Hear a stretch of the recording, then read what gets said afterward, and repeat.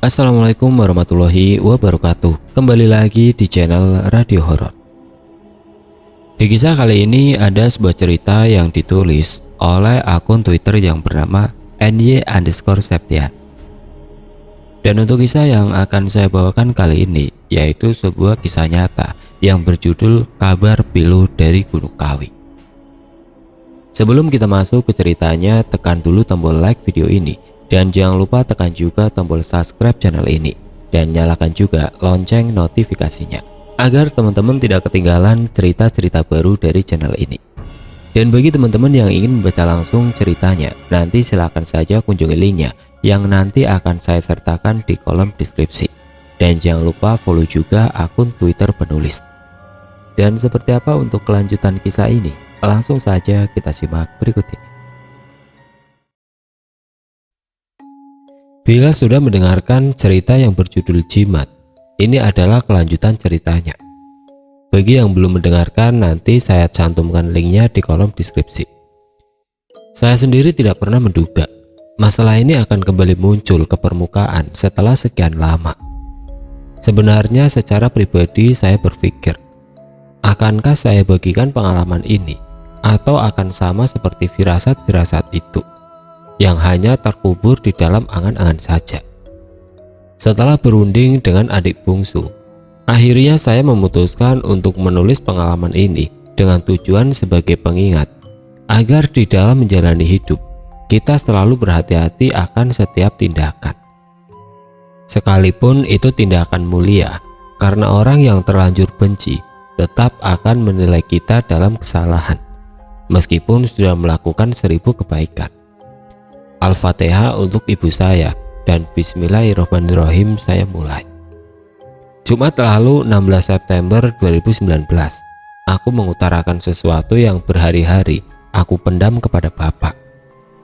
Pak, aku kok sering lihat sosok hitam berseliweran di dalam rumah ini, Pak.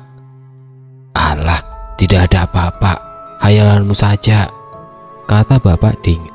Lalu aku menegaskan, loh Pak, bukan aku saja yang lihat, Mbak Sari juga tahu. Malah besoknya aku lihat pocong. Mbak Sari baru tadi pagi juga lihat. Alah, kalau memang benar ada, harusnya kamu udah jerit-jerit tangis ketakutan. Justru kalau benar-benar lihat, jadi kaku, gak bisa gerak Pak, tegasku. Kemudian bapak terdiam lama dan pergi begitu saja, entah apa yang sedang ia pikirkan. Yang jelas, nampak acuh dengan aduanku. Merasa kecewa karena harapanku mendapat perlindungan justru dianggap sebaliknya. Aku pun berlalu pergi. Di kamar, aku berpikir akan sesuatu. Ya, penampakan yang beberapa hari ini intens di rumah ini. Aku bukan indigo, namun kenapa setiap akan terjadi sesuatu, aku selalu melihat pertanda. Salah satunya adalah yang aku ceritakan kepada bapak. 3 hari berturut-turut aku melihat dengan jelas sosok hitam yang mondar-mandir di dalam rumah ini. Bahkan kakakku juga melihatnya. Padahal sebelumnya tidak pernah aku jumpai sosok ini. Aku dan Kak Sari sempat berspekulasi, apakah keluarga kami sedang mendapatkan kiriman guna-guna. Oh Tuhan, kenapa rentetan peristiwa ganjil tidak kunjung habis, batinku. Saat aku sedang asik melamun, tiba-tiba bapak datang dan berkata, "Nah, malam Jumat Kliwon, nanti aku mau pergi ke Gunung Kawi, main sama orang-orang." Aku kaget menatap bapak. Lalu, "Ngapain ke sana, Pak?" "Mumpung masih bulan Suro, ingin tahu ramainya Gunung Kawi. Pasti ramai ini." "Lah kok bisa? Orang cari tuyul." Ya, dengan nada bercanda. "Pikiranmu di sana itu tempat cari pesugihan apa?" "Lain nak, ini lagi mau lihat orang cari keberuntungan. Dijaga omongannya." "Lah, nitip tuyul apa?" Dengan nada bercanda. Aku ketawa. "Ya, yang penting hati-hati Pak," kataku. Kemudian bapak pergi. Berawal dari sinilah sebuah luka lama keluarga kami tentang kepergian ibu akan kembali muncul. Hari ini yang ditunggu pun tiba. Kamis malam Jumat Kliwon 12 September 2019. Dengan menggunakan sebuah mobil elep, Bapak berserta rombongan akan pergi ke Gunung Kawi. Saat itu sekitar jam 15.30 waktu Indonesia Barat. Bapak sedang bersiap-siap. Ada seorang yang belum juga datang meski telah lama menunggu, yaitu Pak Siswoyo. Beliau adalah misanan atau anak dari kakak nenekku. Bapak dari tadi mondar-mandir. Aku pun menyapa. "Pak, ada apa kok warawiri terus?" "Nunggu Pak Sis, gak datang-datang. Sudah sore pula." "Lah, memangnya bagaimana rencananya?" "Ya berangkat sore, nyampe sana malam, pulangnya besok pagi." "Ya kalau nggak datang-datang tinggal aja." "Ya pasti. Oh ya, tadi kok nggak ngingetin kalau sekarang malam Jumat Kliwon." Kemudian aku mengingat sesuatu tentang sesajen dan Mbah Karto yang harus diurus setiap malam Jumat Kliwon maupun Legi. "Bapak sudah membakar kemenyan?" "Sudah. Makanya ini tadi udah siap tinggal berangkat karena semua sudah selesai." Di benakku menolak keras kalau akibat kelalaian Bapak akan berimbas kepada kami. Untuk itu aku mengingatkan Bapak masalah sesajen. Tidak berselang lama, Bapak berangkat dengan rombongan. Dari depan rumah, aku mengantar kepergian Bapak ke Gunung Kawi. Sungguh hari itu tidak ada perasaan lain yang berbeda. Semua terasa sama saja. Hingga tidak berapa lama, Mbah Siswoyo datang menanyakan apakah Bapak sudah berangkat. Beliau lalu menyuruh kami menelpon. Apabila belum jauh, Mbah Sis akan diantarkan oleh suamiku untuk ikut rombongan. Di saat inilah perasaan tidak enak mulai menyeruak. Bunyi video call dari HP-ku. "Ada apa, Nak?" "Ini, Bapak nyampe mana?" "Ini Mbak Sis sudah datang. Kalau masih dekat, mau diantarkan suamiku, Pak." Jawaban Bapak tidak aku duga sama sekali. Dengan nada tinggi, Bapak berteriak, "Buat apa nungguin Sis? Biarin, menghambat saja. Keburu malam. Kok maunya mikir Sis?" Mendengar jawaban itu, Mbak Sis nampak kecewa, lalu pergi dengan berkata, "Dah, biarin aja En. Udah gak perlu. Aku gak apa-apa gak ikut. Tapi kalau ngomong, mbok baik-baik." Dalam raut wajah Mbak Sis terlihat sekali rasa kecewa. Aku juga heran, kenapa bisa sekecewa itu kalau hanya karena tidak bisa bergabung untuk pergi ke Gunung Kawi. Di sisi lain, Bapak juga kenapa tiba-tiba bisa semarah itu. Padahal Bapak paling tahu kalau sifat Mbak Sis itu paling mudah tunduk dengan apa yang dikatakan Bapak, tanpa perlu membentak. Sore itu aku rasa berlalu sangat lambat. Ketika menjelang malam, suamiku seperti ke gubuk belakang yang Bapak katakan sebagai padepokannya. Di sana gelap gulita. Suamiku pamit, "Mah, aku mau nyalain lampu di belakang ya." Tanpa berkata aku mengangguk. Lama sekali suamiku di sana, tidak kunjung kembali. Hingga tiba-tiba anak bungsuku menangis kencang. Tiba-tiba suamiku datang dengan wajah datar yang sedikit pucat. Aku tanya, "Kenapa, Pak? Sudah toh?"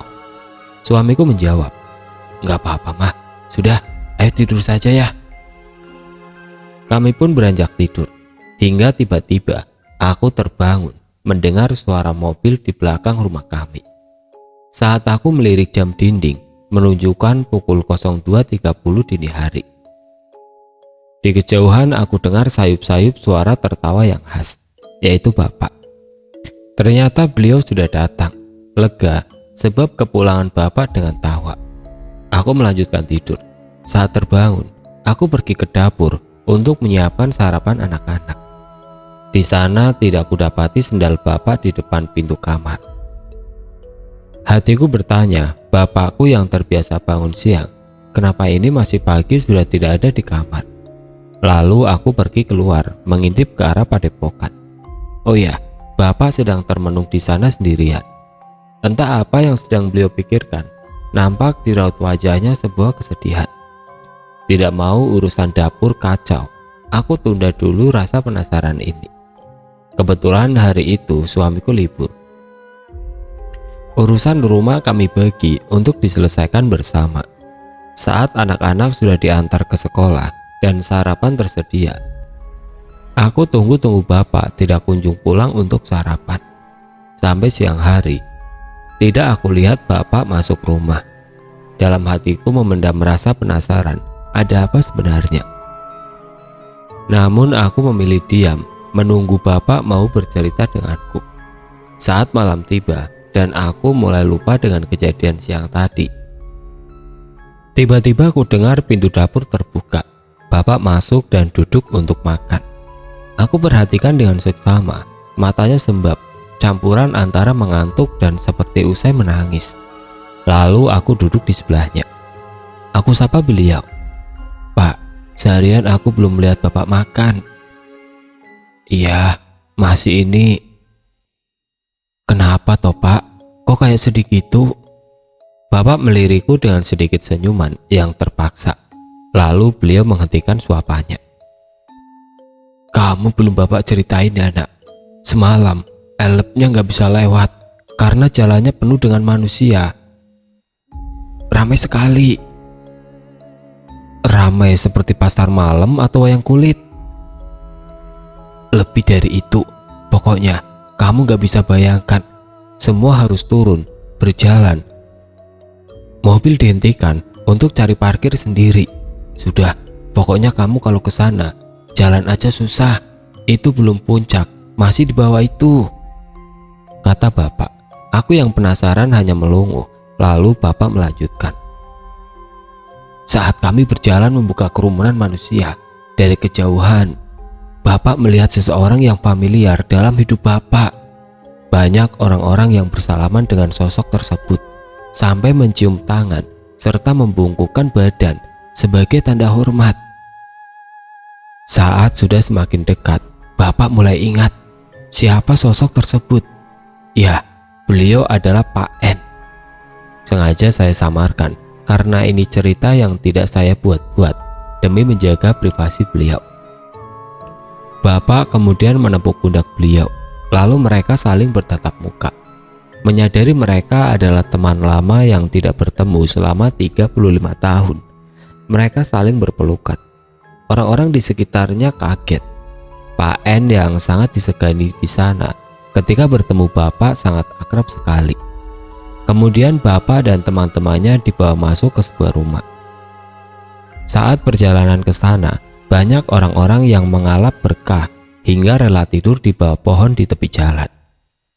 Ketika Pak N dan rombongan bapak masuk ke dalam sebuah rumah yang kental dengan suasana Jawa, semua orang yang ada di dalam dengan sendirinya keluar, seperti sudah sadar kalau ada tamu spesial yang datang. Saat semua orang sudah duduk dan berbasa-basi memperbincangkan masa lalu, Pak N tiba-tiba bertanya kepada bapak, "Dar, kerismu ini tadi sudah aku beri makan."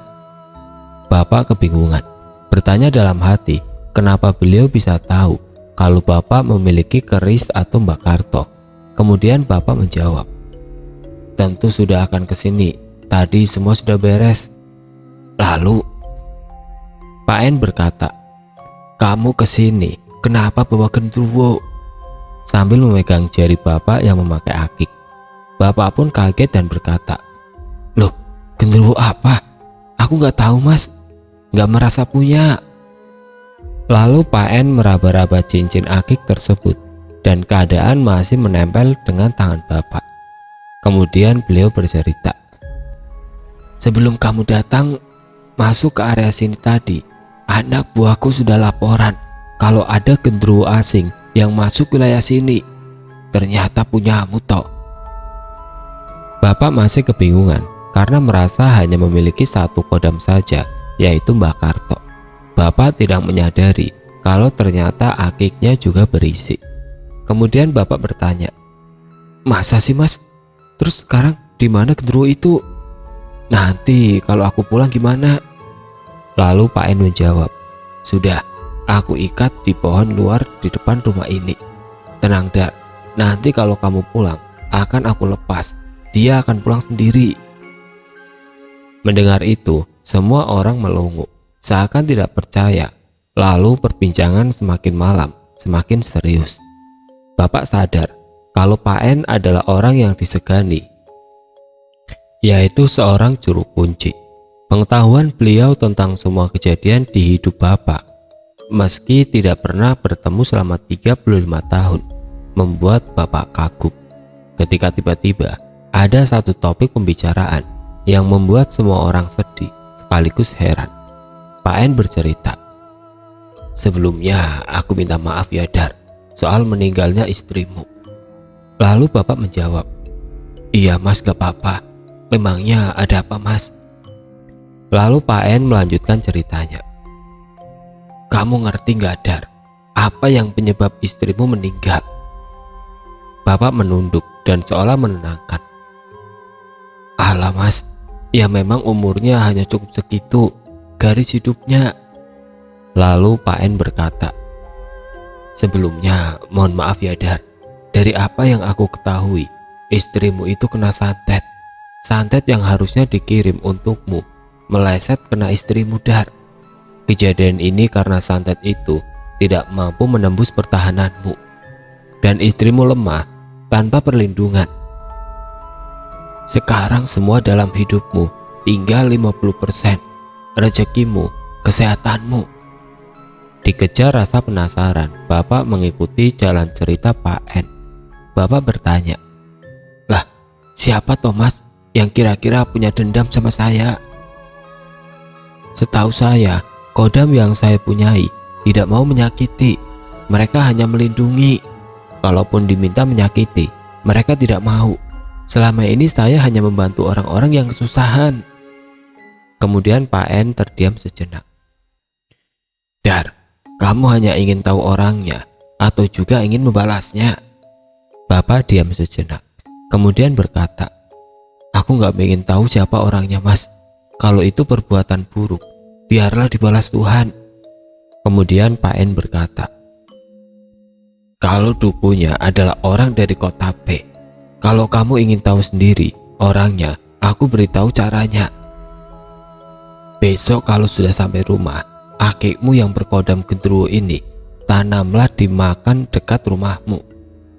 Setelah pintu masuk makam, menolehlah ke kiri. Di sana ada makam dengan porselin warna merah yang sudah lama tidak dirawat keluarganya. Tanamlah di situ. Kalau kamu mau menunggu, tunggulah semalam. Nanti akan muncul satu akik pasangannya. Kalau tidak mau menunggu, tinggal saja pulang. Kembalilah esok harinya. Setelah itu, bawalah pulang, kumpulkan dengan kerismu dan sambatan. Selebihnya hubungi aku lewat telepon." Mendengar itu, pendirian Bapak soal kematian ibu mulai goyah. Meskipun tidak ditelan mentah-mentah oleh Bapak, namun Bapak tidak menampik jika malam itu membuat Bapak berpikir kembali atas meninggalnya ibu. Kemudian aku berusaha mengalihkan pembicaraan karena kulihat Bapak sangat sedih. "Loh Pak, berarti sosok hitam yang berseliweran itu kodam akik ini?" "Pastinya begitu Nak, tapi udah 5 hari ini gak ada kan?" Aku berpikir lama dan mulai menghitung sejak kembalinya Kak Sari ke Bali. Lalu, "Iya bener Pak, sejak kakak berangkat hari Minggu." "Loh, Bapak kok tahu?" "Bapak sudah menyuruh genderuwo itu pergi sejak 5 hari lalu." "Ya kan gitu, katanya aku bohong." Aku merajuk. Kemudian dari belakang suamiku berkata, "Ingat malam Jumat Kliwon kemarin, aku ke belakang nyalakan lampu padepokan dan nunggu keris Bapak." Duh, merinding. Bapak tersenyum kecil lalu berkata, "Ya, akan aku coba apa yang disarankan Pak N." "Kira-kira kapan Pak sampean akan melakukan itu?"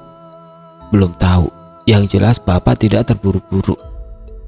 Kemudian aku pergi berlalu, meninggalkan Bapak dengan mata sembab di dapur. Di kamar aku berpikir betapa tega orang-orang di luar sana menyakiti orang yang tidak bersalah dengan cara yang hina, yaitu santet. Belum lama merenung, Bapak mengetuk pintu kamarku. Saat aku keluar, Bapak berbisik lirik. Aku mengingat sebuah kejadian saat menolong orang yang tengah digugat anaknya secara hukum hanya karena menginginkan warisan. Apa mungkin ini ada hubungannya? Bapak ingat betul saat orang itu meminta pertolongan berupa pagar gaib. Tapi Bapak tidak buru-buru memutuskan. Bapak hanya menduga saja besok masih akan Bapak lakukan saran dari Pak N itu. Lalu Bapak pergi. Seketika itu, hidupku seperti kembali saat awal bersinggungan dengan Mbak Karto. Takut, percaya, dan bimbang. Dan besok adalah hari di mana akik itu harus diambil dari tanah kuburan. 17 September 2019, hari yang aku tunggu-tunggu, di mana Bapak akan mengambil akik yang sudah ditanam di tanah kuburan. Aku penasaran namun cemas. Karena itu, saat Bapak pulang dari makam, aku tidak segera menemuinya untuk bertanya, bagaimana perkembangan kasus ini? Saat diliputi rasa cemas, aku menerima kabar yang kurang enak.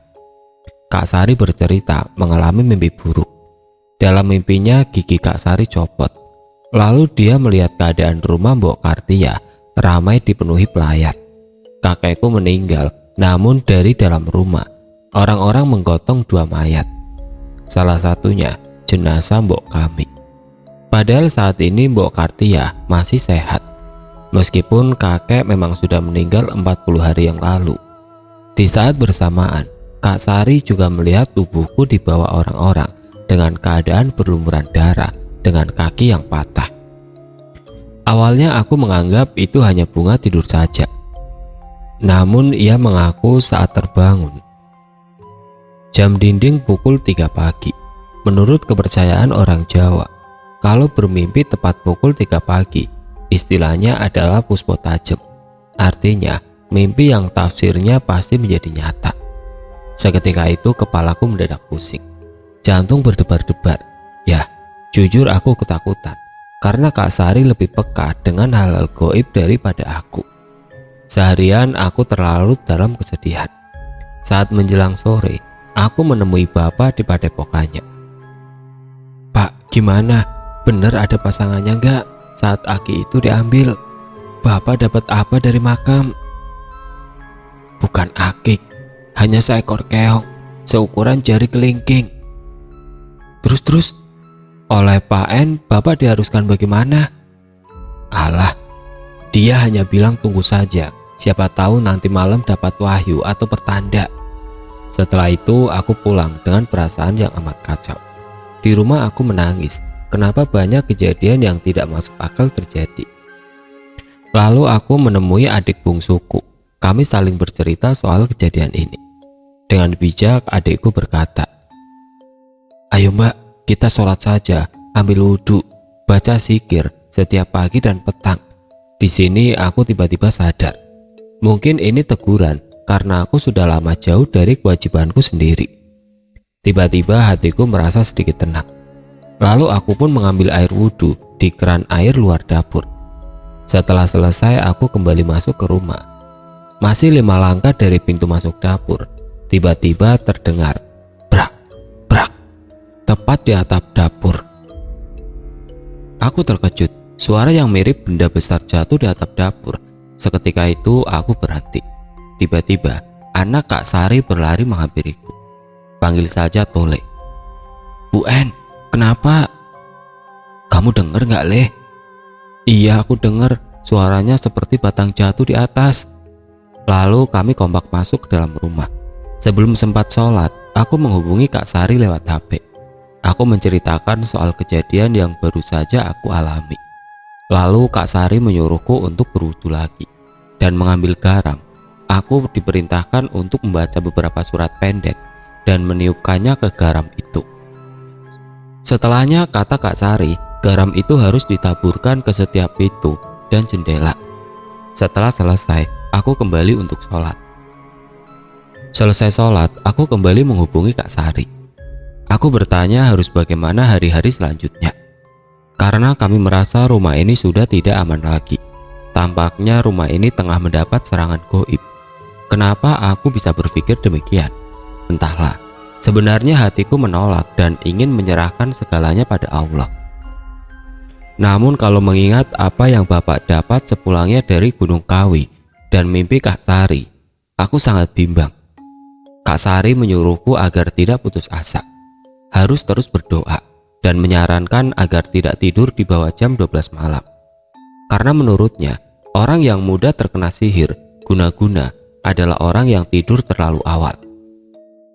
Semalaman aku berbincang dengan Kak Sari, berusaha mendapatkan solusi. Hingga jam menunjukkan pukul 12 malam. Dalam kekhawatiran, aku berusaha untuk lekas tidur. Namun sulit sekali. Aku memikirkan mimpi Kak Sari. Gigi copot yang kata orang Jawa akan ada kemalangan. Aku menangis. Sambil mengaji, aku terus memohon perlindungan. Hari itu aku benar-benar stres dan ketakutan. Tidur malamku diselimuti kebimbangan. Keesokan harinya kewarasanku mulai tertata rapi. Aku berusaha optimis bahwa semua pasti baik-baik saja. Aku tidak ingin lagi terjebak dalam lingkaran permainan bapakku sendiri. Aku harus lurus pada jalan Allah. Di saat yang sama, aku menceritakan ketakutanku kepada suamiku lewat HP. Lagi-lagi aku menangis. Rasa takut yang timbul tenggelam mengurangi kadar kewarasanku lagi. Sebenarnya aku tahu hatiku tengah pasrah bahwa jodoh mati rezeki hanya Allah yang tahu. Namun aku butuh solusi. Lagi-lagi aku menghubungi Kak Sari. Sama halnya aku, dia merasa khawatir. Bahkan kami sepakat kalau Bapak terus berusaha membantu orang lain melalui jalur gaib, kami takut kalau berimbas kepada keselamatan kami. Ibu kami meninggal dengan keadaan demikian, dengan tiba-tiba tanpa mengeluh atau sakit.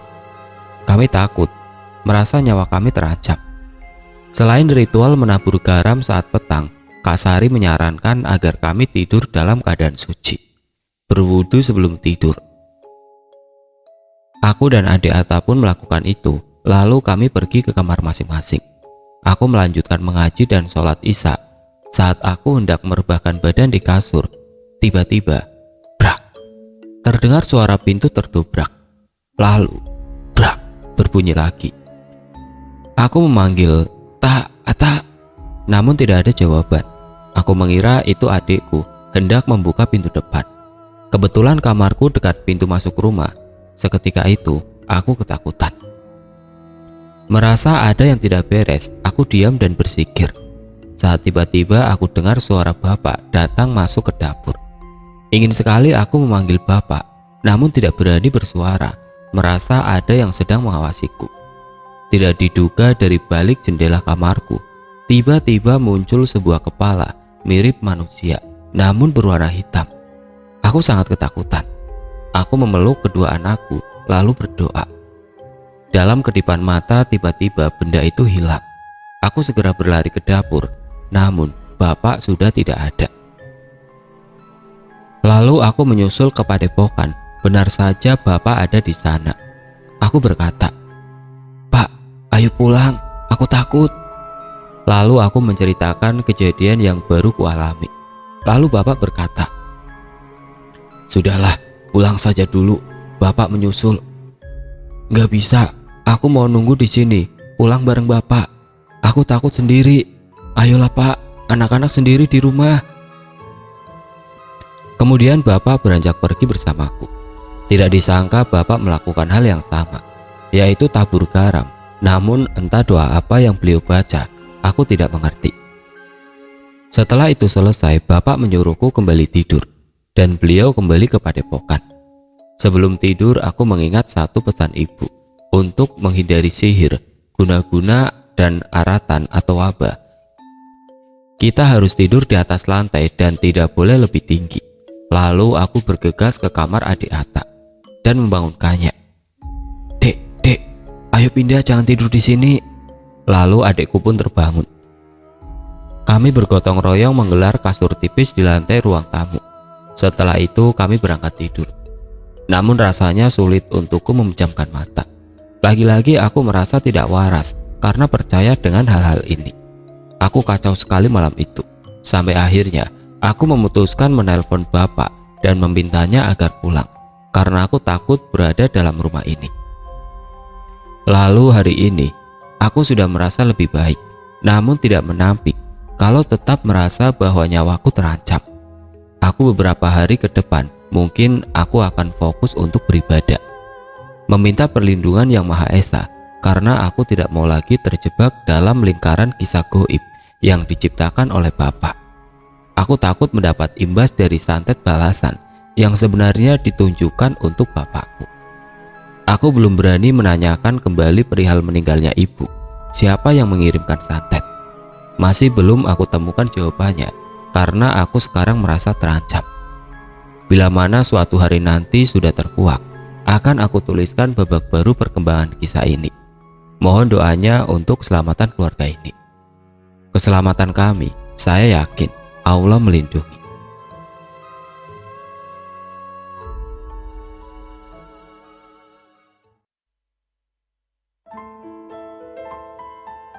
Oke teman-teman, sekian untuk cerita kali ini. Semoga apa yang sudah saya sampaikan dalam kisah ini dapat dijadikan pelajaran untuk kita semua.